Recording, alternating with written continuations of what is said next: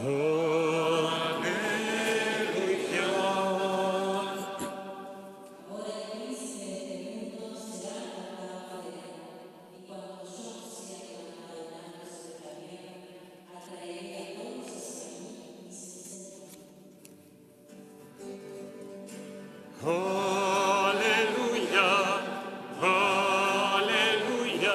aleluya, aleluya.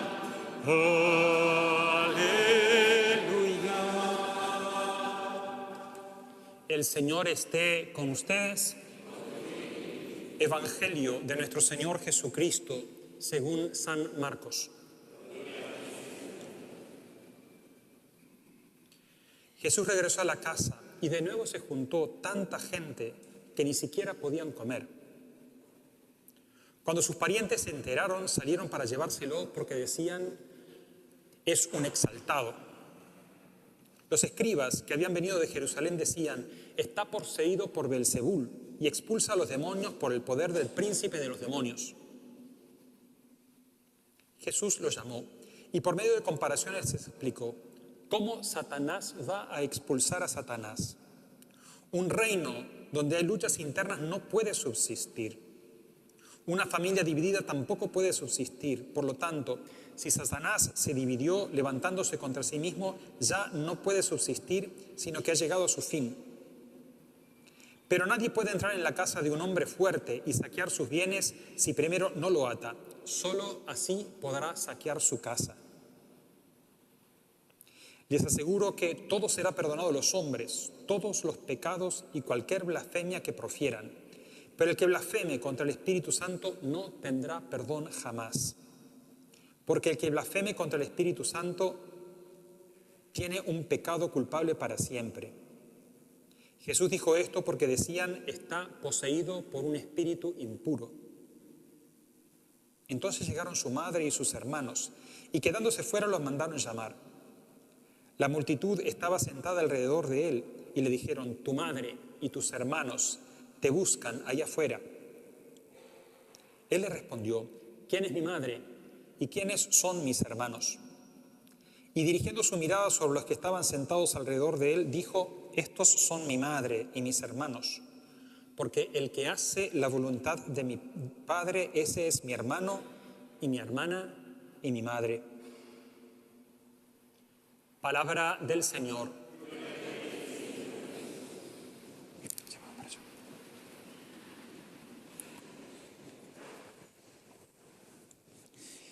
Señor, que nos convocás como familia tuya para darnos la vida en abundancia.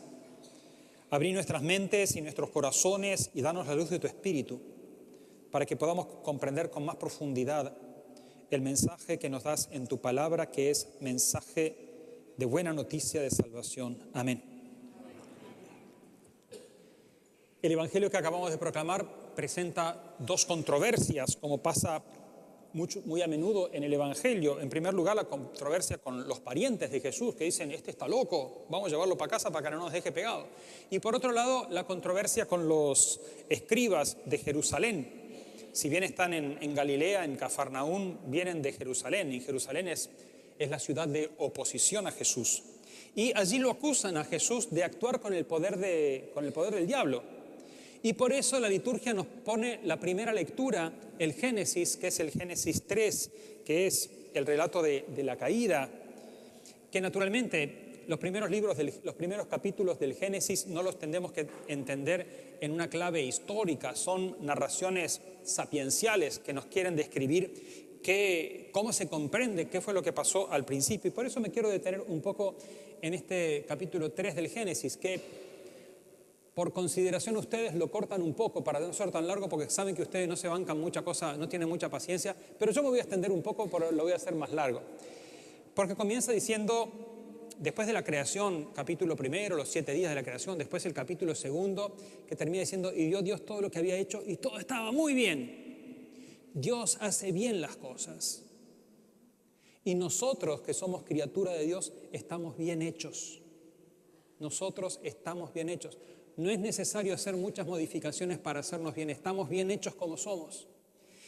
Sin embargo, Dios nos hizo a su imagen y semejanza libres, y en esa libertad nos da la capacidad de aceptarlo o de no aceptarlo. Y el relato del capítulo 3, un poquito antes del pasaje que leemos acá, dice: la serpiente era el animal más astuto que el Señor Dios había creado, y le dijo a la mujer. Así que Dios les dijo que no podían comer de ninguno de los árboles del jardín. Imagínense la cultura del desierto. En la cultura del desierto, Dios planta un jardín.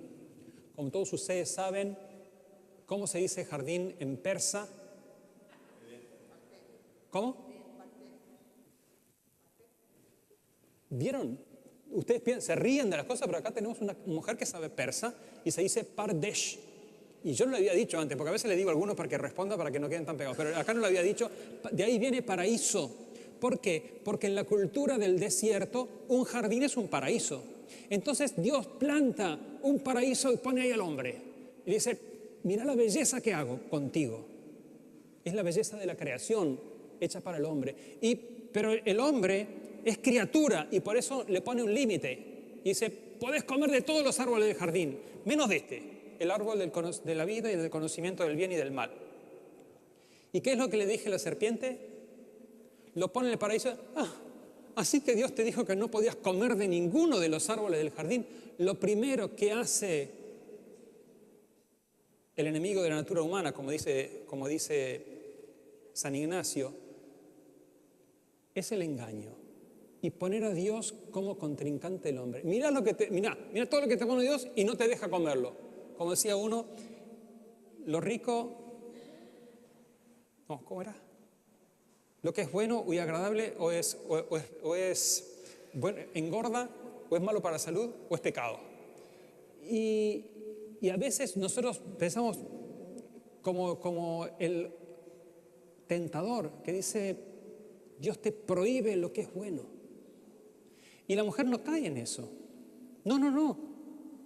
Nos dijo que no podíamos comer de este árbol, pero a veces son un poco exageradas. Ni siquiera tocarlo. Dios no le había dicho que lo tocaran, pero a la mujer le gustó exagerar y dije: ni siquiera tocarlo, porque cuando lo tocamos moriríamos sin remedio. No, mentira. Lo que pasa es que Dios sabe que cuando coman de él, se les van a abrir los ojos, van a ser como dioses, conocedores del bien y del mal. Y si la mujer, es decir, no cae en la primera, en la segunda no confía en Dios, lo que le había dicho, la belleza de lo que le había dado y el límite que le había puesto, y traspasa el límite, desobedece. Entonces vio que el fruto era rico, apetecible, bueno para adquirir sabiduría, comió, y después le dio a Adán, que también comió. Y ahí la serpiente le había dicho: se van a abrir los ojos, van a ser como dioses. Pero se le abrieron los ojos, pero no fueron como dioses, sino que se dieron cuenta que estaban desnudos y les dio vergüenza. Porque cuando Dios los había hecho, estaban desnudos. Dice el relato del capítulo de Génesis, capítulo 2, versículo 25. Los dos estaban desnudos, pero no tenían vergüenza uno del otro. Es la pureza original, en la cual la desnudez es la desnudez pura, en que no hay vergüenza. Pero cuando desobedecen, se rompe esa armonía original y ahora tienen vergüenza. E inmediatamente viene el texto que dice: Dios bajó a ver al ser humano a la hora de la tarde. La hora de la tarde en el desierto es la hora de visitar a los amigos, porque cuando baja el sol entonces está agradable. Dios baja a ver a su amigo el hombre. Adán, ¿dónde estás? Respuesta de Adán: el pardesh sí, pero la respuesta de Adán no. Escuché tus pasos por el jardín, tuve miedo porque estoy desnudo y me escondí. Dios había sido el que había creado con toda delicadeza al hombre. El capítulo anterior dice: y Dios modeló al ser humano del polvo de la tierra y sopló en su rostro aliento de vida. Ese soplar en el rostro es el signo de Dios que se acerca al rostro del hombre, es un signo de un beso. Dios crea con el beso porque es el amor que nos crea. Imagínense a alguien que los ama y a quien ustedes aman y que viene y se esconden. El dolor de Dios que su criatura a la cual viene a visitar, termina escondiéndose. Escuché tus pasos por el jardín, tuve miedo. Aquel que me ama y que me dio el ser y la vida, ahora me provoca miedo. El fruto de la desobediencia rompe las relaciones, y rompió las relaciones entre ellos y por eso sentían vergüenza, y rompen la relación con Dios, y el que era mi Señor, que me dio todo, que me dio el ser, que me dio la vida, que me ama inconmensurablemente, rota esa relación de confianza y esa relación de obediencia. Escuché tus pasos por el jardín, te tuve miedo y me escondí. La tragedia que significa la ruptura, y esas rupturas van generando una ruptura tras otra. La ruptura con la armonía interior, la vergüenza por la desnudez, la ruptura con la relación con Dios. Pero, ¿y quién te dijo que estás desnudo? ¿Acaso comiste del árbol que te prohibí comer? Respuesta: ella, fue ella. Era hueso de mis huesos y carne de mi carne.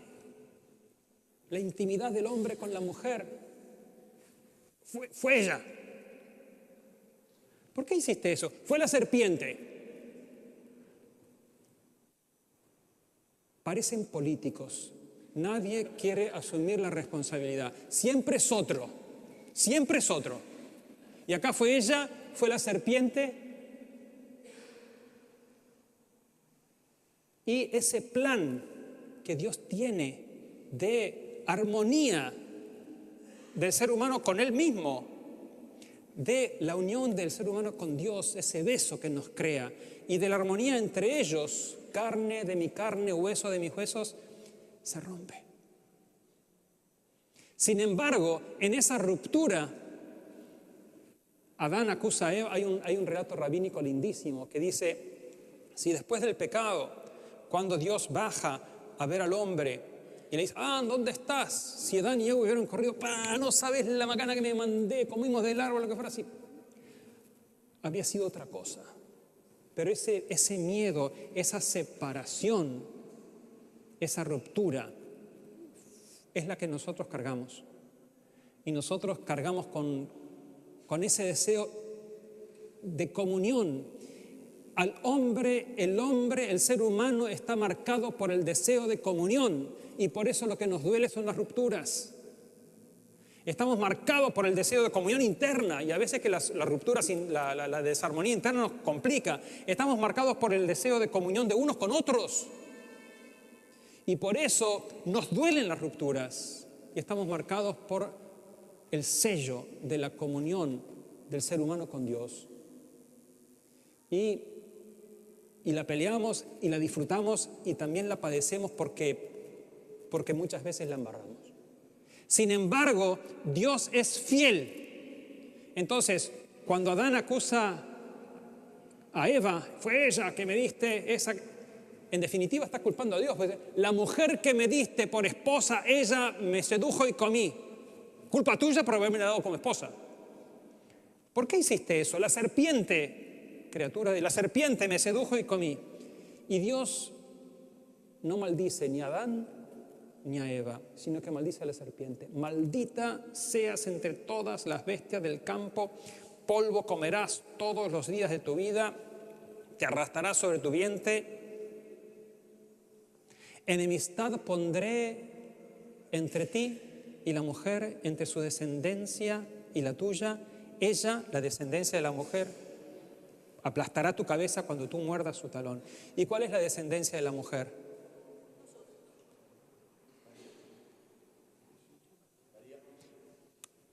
La descendencia de la mujer es Jesús.